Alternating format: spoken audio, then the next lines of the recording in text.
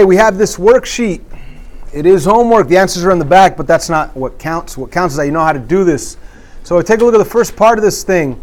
It says determine whether each sequence is arithmetic, geometric, or neither, and explain.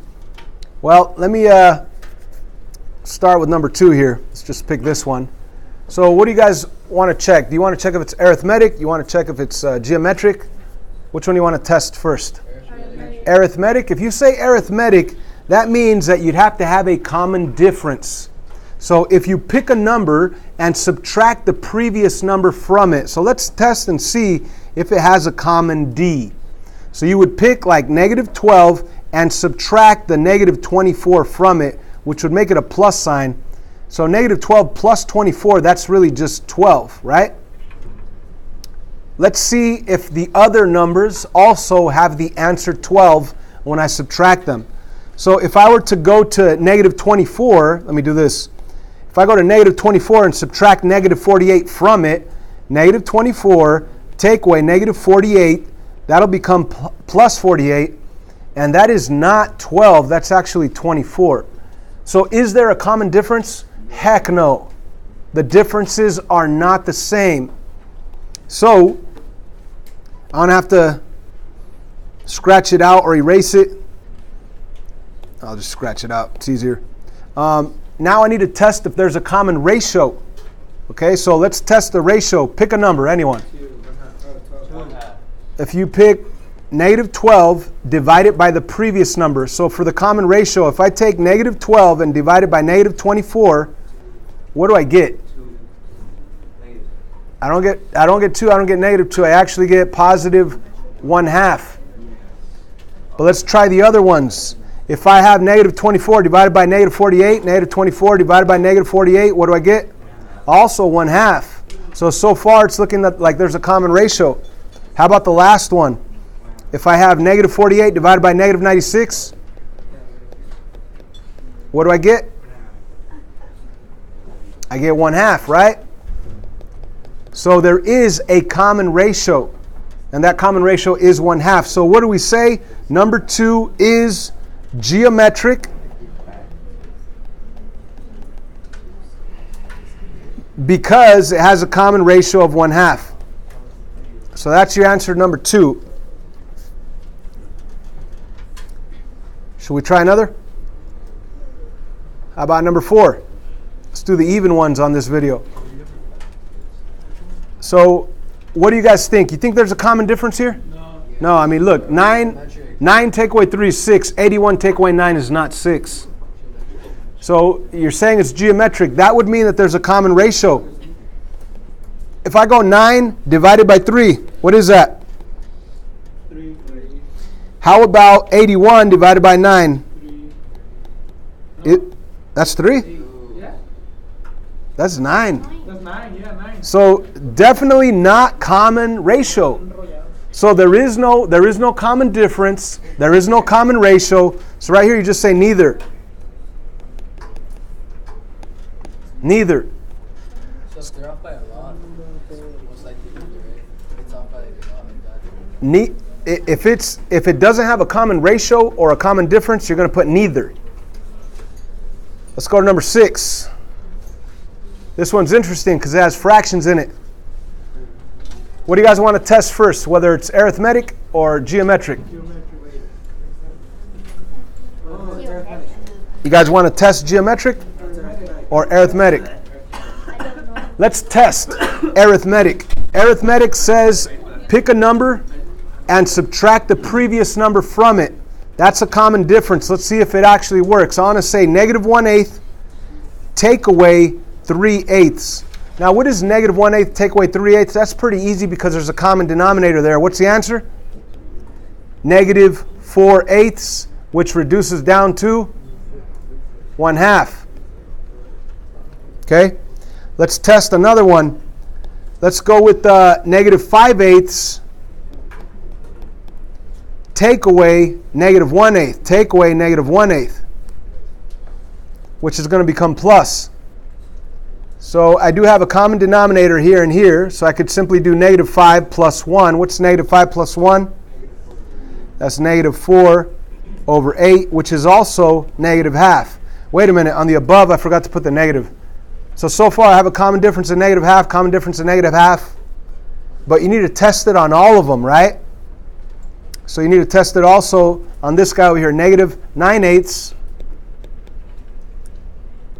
minus a negative 5/8. And if you change to plus plus, negative 9 plus 5 is negative 4, divided by 8 really is negative 1/2. So there is a common ratio between all the terms. Common difference between all the terms. So right here you would say it's what? Arithmetic or geometric? Arithmetic. Because there's a common ratio of negative 1/2. So that's your answer for number 6. Might as well keep going here. Let's read the instructions before I jump to number 8. It says, find the next 3 terms in each geometric sequence. So they are telling you that it's geometric. They're not asking is it geometric or arithmetic. They're letting you know it is geometric, and that means that it does have a common what? Ratio. So they want you to find the next 3 terms. Let me get you to understand this really well. You see, your first term, a sub 1, that's 2. A sub 2, that's 6. A sub 3, that's 18. So what they want you to do is they want you to find a sub 4, a sub 5, and a sub 6. I don't even think the answers in the back do it this way, but I want you to get comfortable with the notation. If you want to find the next 3 terms, they want you to find the a sub 4, a sub 5, a sub 6. Now, in order to do that, we need to find out what that common ratio is. So what is the common ratio? Pick a number, divide it by the previous number. What's 6 divided by 2? 3. So the common ratio is 3. What does it mean that the common ratio is 3? That it grows by 3. 2 times 3 is 6. 6 times 3 is 18. So the next one would be what? 18 times 3, 54. And the next one times 3 will give us 162. And then times 3 will give us the last one. Should I believe you? 162 times 3 is 46. Pretty smart. Your dad must be a math teacher. So those are the next 3 terms. And that's about it. That's all you're doing in this section. Let's do number 10. Oh man, fractions. Oh man, fractions. Okay, we already know it's geometric. We know it's geometric, all right? So how could I find the common ratio? That'd be common difference. Remember, difference is subtracting, right? Okay, so what's the process of finding the common ratio? It's division, right? You got to pick a number and divide it by the previous number. So let's do that. Let's first find the common ratio, and we're going to take the number 1/5 and we're going to divide it by 2/5. This is what you need to do. Whenever you find the common ratio, you pick. We could have picked 2/5 and divided by 4/5. I just went 1/5 divided by 2/5. But you take a number and you divide it by the previous number. Now, dividing by a fraction is really multiplying by the reciprocal of that fraction. So I really have 1/5 times 5/2. Let me repeat that once again. Dividing by a fraction is really multiplying by the reciprocal of that fraction. Take the 2 and the 5 and flip it. It becomes 5/2. So what's your answer? 1/5 times 5/2. The 5's cancel, you end up with 1/2. So ladies and gentlemen, the ratio is 1/2. The common ratio is 1/2. So what does that really mean? That means that from 4/5, if you go 4/5 times 1/2, you'll end up with 4/10, but 4/10 reduces down to 2/5. If you go 2/5 times 1/2, that's 2/10, but 2/10 reduces down to 1/5. So again, This was your a sub 1 term. This is your a sub 2 term. This is your a sub 3. You want the next 3 terms? What's the a sub 4 term? I need to take 1/5 and multiply it by what? By the common ratio 1/2. What do I get? I get 1/10. 1/5 times 1/2 is 1/10. How about a sub 5? That's my 5th term on this list. So I need to take the 1/10 and multiply it by what? By 1/2 again. So what's 1/10 times 1/2? 1/20. And how do I find my 6th term? They wanted the next 3 terms. A sub 6. That's going to be 1/40. Thank you very much. Now, that was the 6th term. What if they would have told us find the 10th term? That'd be pretty horrible to do, right? Because you'd have to keep going. But we are going to be able to write equations for the a sub nth rule. Let's just do one more before we start writing equations for the a sub nth rule.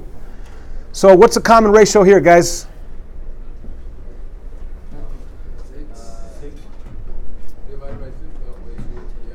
Okay, once again, don't do it logically. Actually pick a number and divide it by the previous. Okay, again, don't do it mentally. Pick a number divided by the previous. 2 divided by 12. Reduce down to 1/6, not 6. So that's why I say write it out. Now, if you would have gone 12/72, again, it reduces down to 1/6 also. So whenever it goes backwards, it's a fraction. Yeah, now we've been having a bunch of fractions. That does not mean that all the common ratios are fractions. That's not true. I guess if it's decaying, oh, that's how to relate it to the last one. If your values are decaying, that must mean that your base, your common ratio, is a fraction less than 1.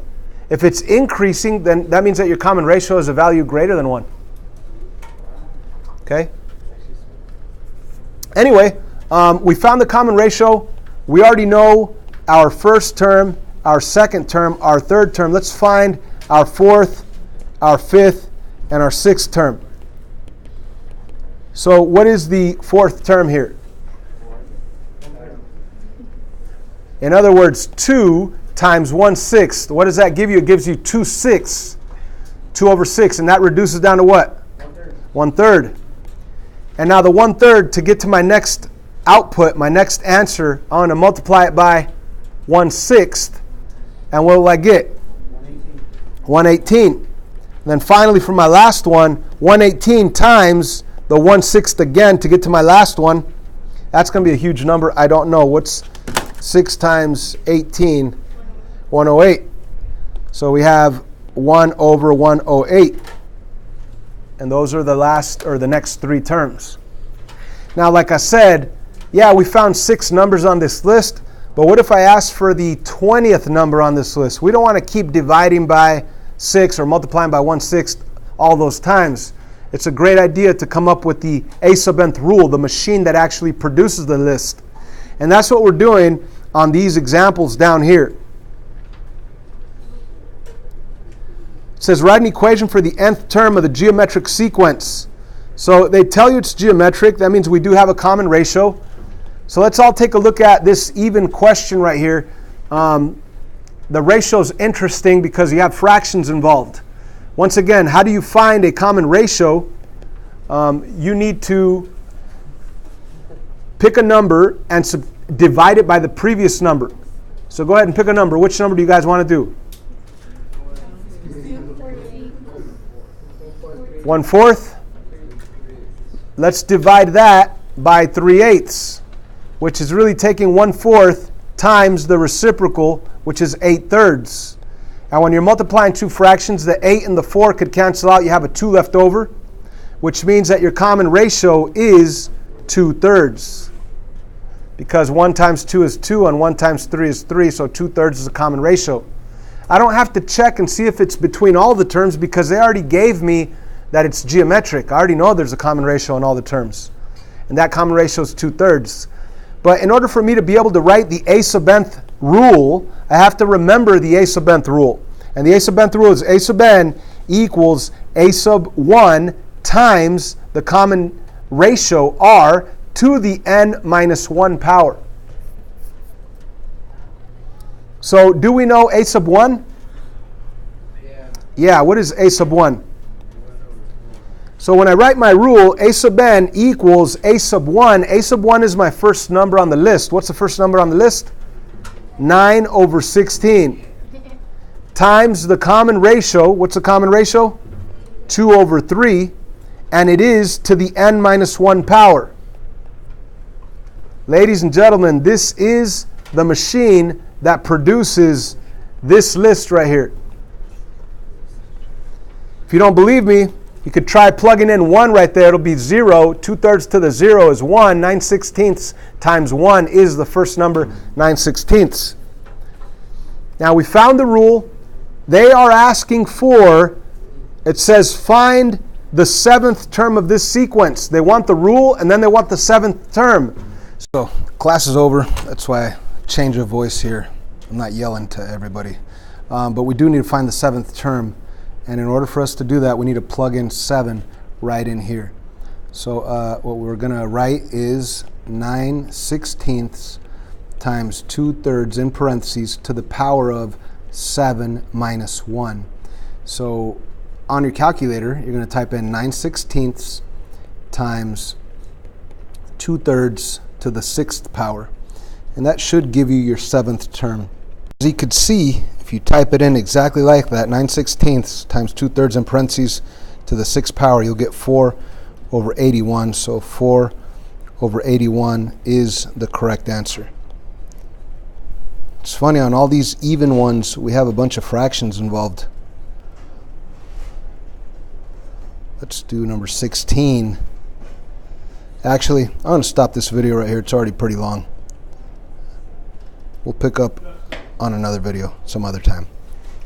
Let's try number 16. Let's see what happens there on number 16.